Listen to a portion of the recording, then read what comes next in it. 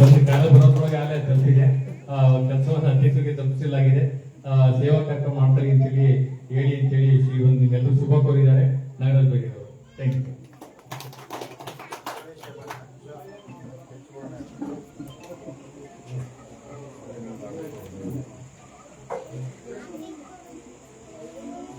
ವೇದಿಕೆ ಮೇಲೆ ಆಸೀನರಾಗಿರುವಂತ ಎಲ್ಲ ದಿಗ್ಗಜರೇ, ಅಲಯನ್ಸ್ ಸ್ಥಾಪನೆ ಮಾಡಿದ ಮೇಲೆ ಅದ್ಭುತ ಕೆಲಸ ಕಾರ್ಯಗಳನ್ನ ಕೇವಲ ಅದು ಮಂಡ್ಯ ಅಲ್ಲ, ರಾಜಸ್ಥಾನದ ಜೈಪುರ್ ಇರ್ಬೋದು, ಕೇರಳ ಇರ್ಬೋದು, ಎಲ್ಲ ಕಡೆ ಮಂಡ್ಯ ಕ್ಲಬ್ನ ಹೆಸರನ್ನ ಪ್ರಖ್ಯಾತಿಗೊಳಿಸಿದಂತಹ 2024-25 ಸಾಲು ಮತ್ತು 25-26 ಸಾಲು ಮೊದಲಿಗೆ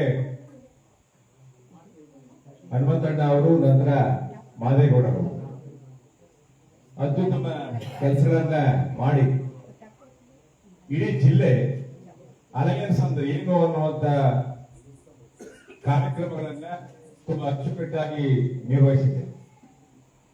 ಹಾಗೆ ನಮ್ಮನ್ನ ಕರೆದು ಅರಕೆರೆಯಲ್ಲಿ ಒಂದು ಕ್ಲಬ್ ಮಾಡಬೇಕು ಅಂತೇಳಿ ಹನುಮಂತಣ್ಣ ಅವರು ಕೇಳ್ಕೊಂಡಾಗ ಸರ್ವೋದಯ ಅನ್ನುವಂತ ಪದನೆ ಸರ್ವರೂ ಸಹ ಭಾಗಿಯಾಗಬೇಕು ಅನ್ನುವಂಥದ್ದು.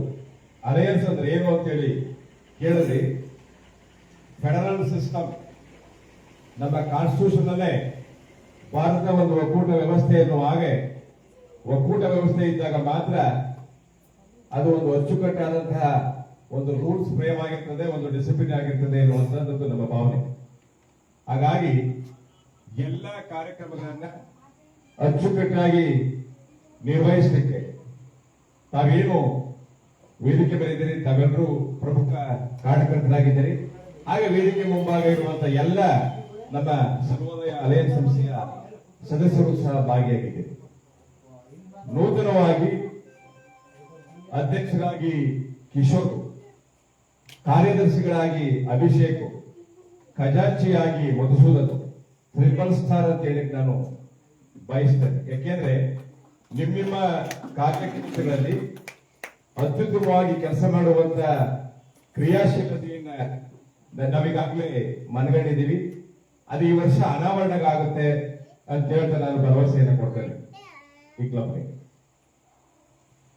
ಮತ್ತೆ ಪ್ರಮುಖವಾಗಿ ಈ ಮೇ 1ನೇ ತಾರೀಕು ಕಾರ್ಮಿಕರ ದಿನಾಚರಣೆ ದಿವಸ ನಾವೀಗಾಗಲೇ ಕ್ಯೂರ್ ಪ್ಲಸ್ ಅನ್ನುವಂತಹ ಸಂಸ್ಥೆಯ ಜೊತೆ ನಾವು ಮಾತನಾಡಿದ್ದೀವಿ.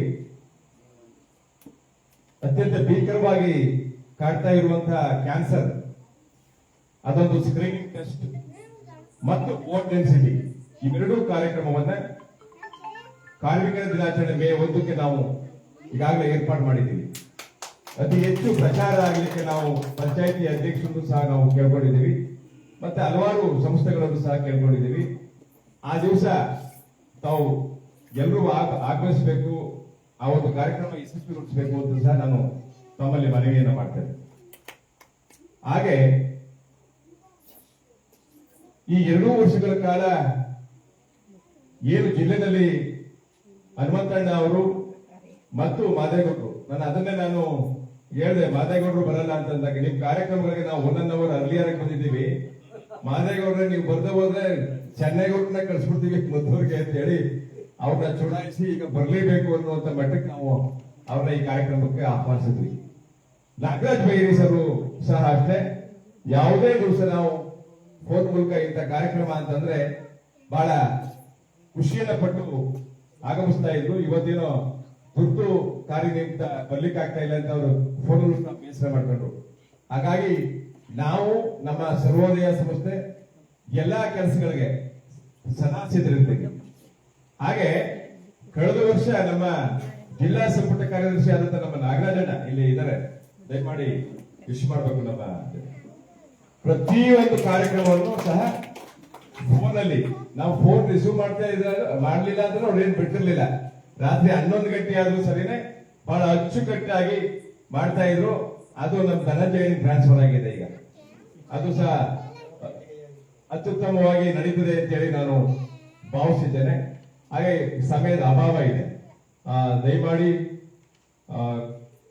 ಕಿಶೋರ್ ಅವರ ಮಾತು ಒಂದೆರಡು ಮಾತು ಮುಗಿದ ನಂತರ ನೂತನ ರಾಜ್ಯಪಾಲರು ಮತ್ತು ನೂತನ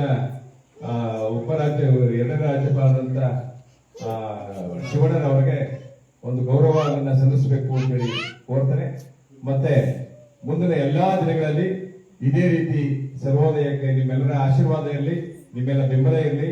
ನಮ್ಮ ಕಾರ್ಯಕ್ರಮಗಳು ಇಮ್ಮಡಿಯಾಗಿ ಹೋಗ್ಲಿಕ್ಕೆ ಶಕ್ತಿ ಮೀರಿ ನಾವು ಮಾಡ್ತೇವೆ.